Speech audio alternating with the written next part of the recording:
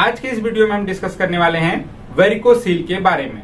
Friends, varicocele एक ऐसी बीमारी है जिससे लगभग 10 मिलियन यूथ हमारा एक साल में अफेक्टेड हो रहा है। एक साल में लगभग 10 मिलियन युवाओं को पूरे विश्व में ये बीमारी हो रही है।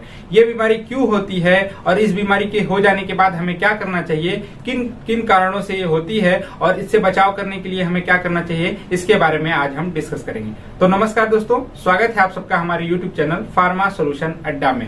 फ्रेंड्स, अगर आप हमारे चैनल पे नए हैं तो हमारे चैनल को सब्सक्राइब कर लें और बेल आइकन को प्रेस कर लें ताकि ऐसे ही इंफॉर्मेटिव वीडियोस जब हम अपलोड करें तो उसका नोटिफिकेशन आप तक जल्द से जल्द पहुंच सके। तो फ्रेंड्स, चलिए स्टार्ट करते हैं आज का वीडियो और वेरिकोसील के बारे में जानते हैं। फ्रेंड्स, यहाँ पे मैंने फिगर बना के रखा है। ये फिगर टेस्टिस और उससे रिलेटेड जितने ऑर्गन्स होते हैं वहां की है। हमें मतलब है सिर्फ और सिर्फ उस ब्लड वेसल्स की, यानी उस नस की जहां पे वेरिकोसील होता है और टेस्टिकल्स में क्या उसका इफेक्ट पड़ता है, इसके बारे में सबसे पहले जानते हैं।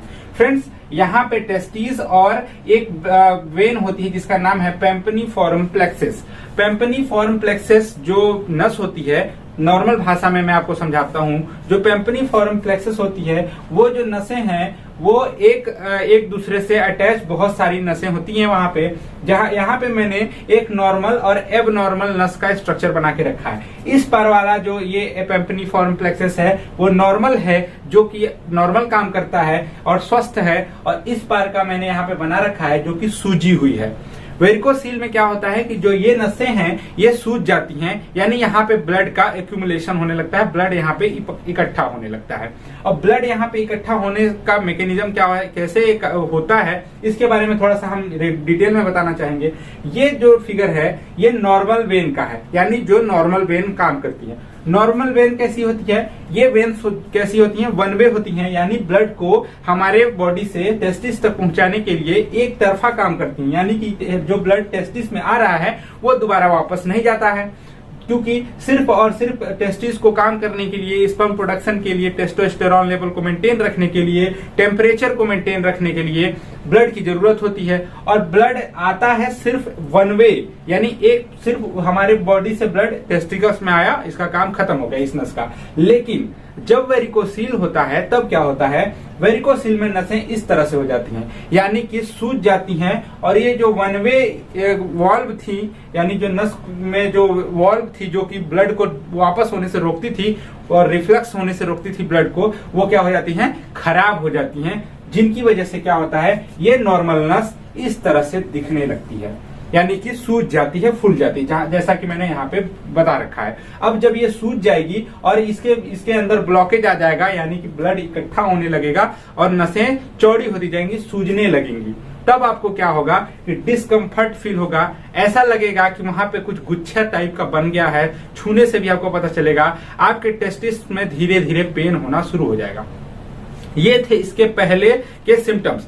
बहुत केसेस में ये एसिम्टोमेटिक भी होता है, यानी कि एसिम्टोमेटिक का मतलब इसमें कुछ सिम्टम नजर नहीं आता, बस टेस्टिकल्स थोड़े बहुत काम करने स्लो हो जाता है, अपना फिजियोलॉजी इसकी सही नहीं रहती है। तो ये था, मैंने समझाने के लिए इसका डायग्राम बना के रखा था। आशा करता हूँ ये आपको समझ में आया होगा। यहाँ पे नॉर्मल ब्लड वेसल्स नसें, और यहाँ पे अफेक्टेड नसें, यानी यहाँ पे वेरिकोसील है, जहाँ पे वेरिकोसील हुआ है यहाँ की जो नस है वो सूज जाती है, फूल जाती है, क्योंकि यहाँ की जो वॉल्व हैं वो टू वे में हो जाती हैं, यानी कि ब्लड आ भी रहा है और वापस भी जा रहा है, रिफ्लक्स हो रहा है, जिसकी वजह से नसें सूज जा रही हैं, उनके पास जगह कम पड़ जा रही है नसों को ब्लड को सप्लाई करने के लिए। जैसे कि नॉर्मल पाइप जब फट जाती है या तभी फूलती है जब वहां पे पानी ज्यादा हो जाता है। जब ब्लड किसी पानी की सप्लाई वाली पाइप में अगर तुम उसकी कैपेसिटी ज्यादा अगर पानी चला जाए तो क्या होगा कि वो सूजने लगती है, फिर फूट जाती है या फट जाती है।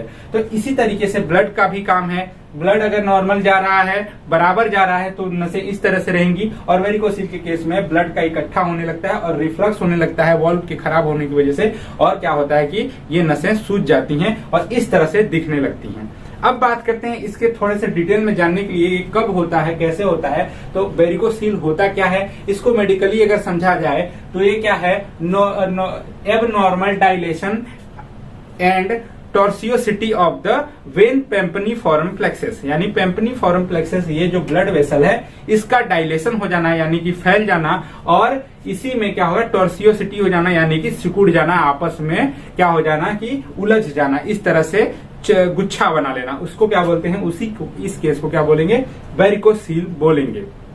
अब वेरिकोसील होता है कि ये 15 से 30 साल के जो एडल्ट हैं उनमें ज्यादा होता है, और कभी कभी रेयरली ये 40 साल के भी मेल्स को हो जाता है, यानी 40 साल के भी अगर कोई पेशेंट है, वो 40 साल का भी है अगर कोई आदमी, उसको भी ये हो सकता है। ये हमेशा क्या होता है, लेफ्ट साइड में होता है, लेफ्ट टेस्टिकल में शुरू होता है, कभी कभी या रेयरली बाइलेटरल भी हो जाता है, यानी दोनों साइड हो जाता है, क्योंकि एक तो टेस्टिस काम करना बंद किया फिर दूसरे टेस्टिस पे लोड पड़ेगा तो वो भी क्या होगा, धीरे धीरे इस वेरिकोसील की कैटेगरी में जाने लगेगा, वहां भी वेरिकोसील डेवलप होने लगेगा। अब बात करते हैं इसके कुछ कारण इसके अभी भी अननोन है, किसी भी तरह का ये इन्फेक्शन नहीं है, लेकिन क्या है इसके कारण क्या है। सबसे पहला कारण है कॉन्स्टिपेशन। अगर आपका पेट साफ नहीं हो रहा है और पेट साफ करने के लिए आप बहुत ज्यादा प्रेशर लगा रहे हैं, उस प्रेशर का इफेक्ट कहां पड़ता है, इस वेन पे पड़ता है, जिसकी वजह से ये प्रेशर की वजह से ये क्या होती है, फैल जाती है और ब्लड यहाँ पे इकट्ठा होने लगता है, जिसकी वजह से फूलने लगती है। ये है पहला कारण। दूसरा कारण है एथलीट जो हैं या जो हैवी वर्कआउट करते हैं, बहुत ज्यादा एक्सरसाइज करते हैं, उनमें ये सिम्टम्स देखा जाता है। आर्मी के लोगों में ये सिम्टम देखा जाता है, बहुत ज्यादा वर्कआउट करते हैं और बहुत ज्यादा हैवी वेट उठाने से ये हो सकता है। कभी कभी ये क्या होता है कि जब कुछ लोग जिम में जाते हैं और बहुत ज्यादा हैवी वेट उठा के जबरदस्ती हैवी वेट उठाते हैं, तब भी ये हो जाता है, ब्लड वेसल्स वहां पे सूजने लगती हैं और वेरिकोसील हो सकता है। और अगला कारण है इसका, बहुत सारे कारणों में एक कारण और है इसका कि कभी कभी क्या होता है कि जब कॉन्स्टिपेशन की वजह से पेट साफ नहीं होता, जब प्रेशर लगाते हैं तब हो जाता है, और इसके यही सब कारण हैं, 2-4 कारण इसके थे।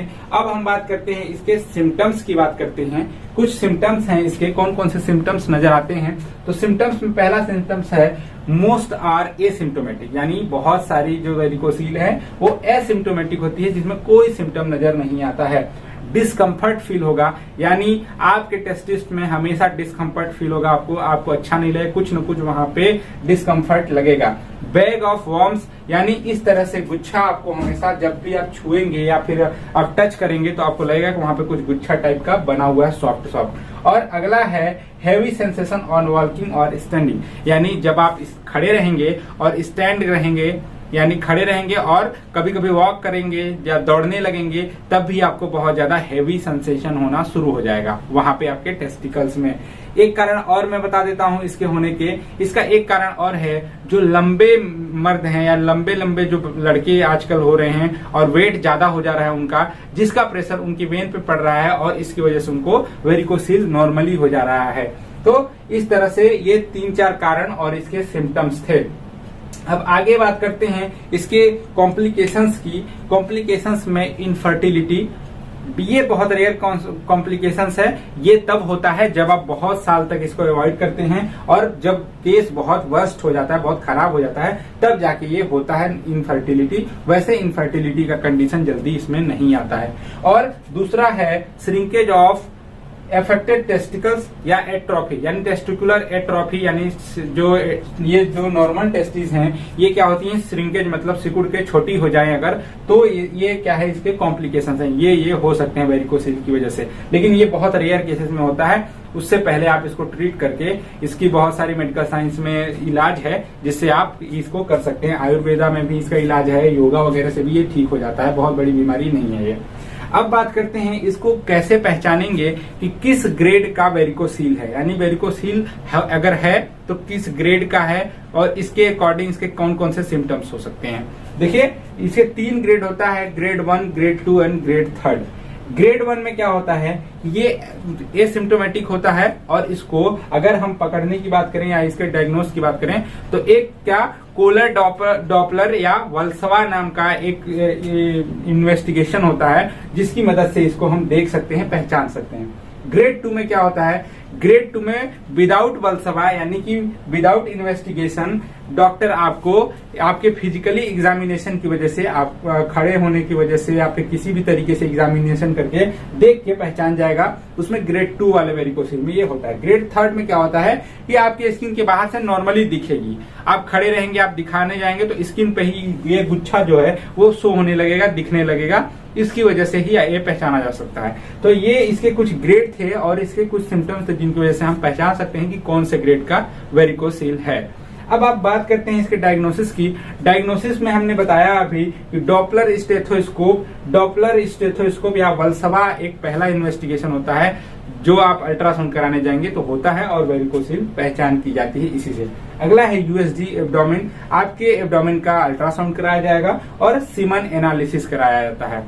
सीमन एनालिसिस इंपॉर्टेंट इसलिए है कि ये देखा जाता है कि इस वेरिकोसिल से आपके सीमन प्रोडक्शन या आपके टेस्टोस्टेरोन लेवल में कोई कमी तो नहीं आई है, और अगर कमी आई है तो कितने हद तक कमी आई है, ये हम सीमन एनालिसिस से पकड़ सकते हैं।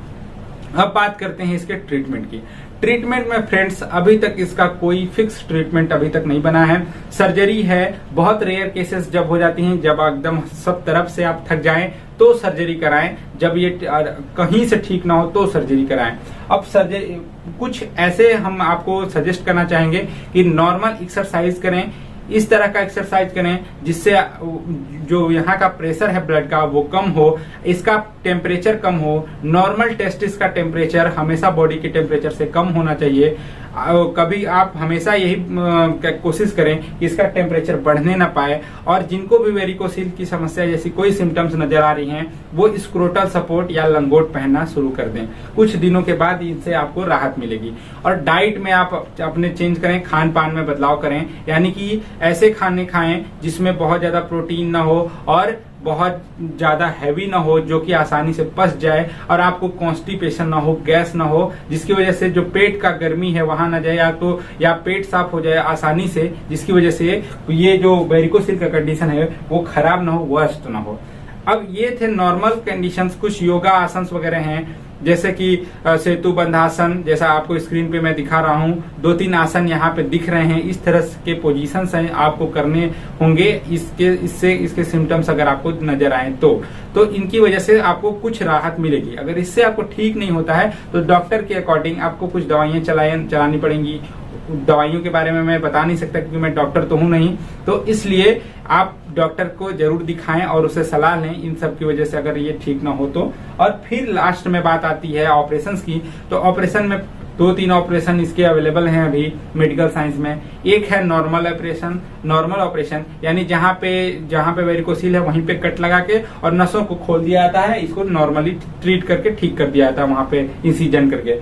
और दूसरा है लेप्रोस्कोपिक सर्जरी। लेप्रोस्कोपिक सर्जरी में क्या होता है कि माइक्रोस्कोप की मदद से वहां पे छोटा सा इंसिजन करके, बहुत ही माइन्यूट इंसिजन करके आपको इसका ऑपरेशन किया जाता है। ये लेप्रोस्कोपिक सर्जरी जो है और नॉर्मल सर्जरी ये बहुत ही अच्छी है। लेकिन जो इम्बोलाइजेशन है, इम्बोलाइजेशन आपको स्क्रीन पे दिख रहा होगा कि इम्बोलाइजेशन ऐसा प्रोसेस है जिसमें आपकी किडनियां भी अफेक्टेड होती हैं इस प्रोसीजर को करने में। यानी आपकी पैर की जो नस होती है उससे कैथेटर डाल के किडनी से होते हुए तब फिर आपके टेस्टिस तक पहुंचा जाएगा। इसका मतलब ये बहुत लंबा और रिस्की प्रोसीजर है, जिसकी वजह से क्या होगा कि आपके टेस्टिकल्स के साथ साथ आपकी किडनियां भी डैमेज होने का बहुत खतरा होता है। तो ये आप इसको जहां तक हो सके आप बचें। इन दोनों अगर ऑपरेशन ही कराना है तो लेप्रोस्कोपिक सर्जरी और जो नॉर्मल सर्जरी होती है डायरेक्ट उस जगह पे जहां पे आपको वेरिकोसिल है वहां डायरेक्ट सर्जरी होती है, उसको कराना अच्छा रहेगा आपके लिए। तो ये था आज का हमारा वीडियो वेरिकोसिल के ऊपर। आशा करता हूँ ये वीडियो आपको अच्छा लगा होगा। अगर वेरिकोसिल के पेशेंट्स को इस वीडियो से थोड़ी भी बहुत नॉलेज मिली है तो इस चैनल को सब्सक्राइब करें और बेल आइकन को जरूर प्रेस करें ताकि ऐसे डिजीज से रिलेटेड वीडियोस को हम जब अपलोड करें तो उसका नोटिफिकेशन आप तक जरूर पहुंचे। Thank for watching.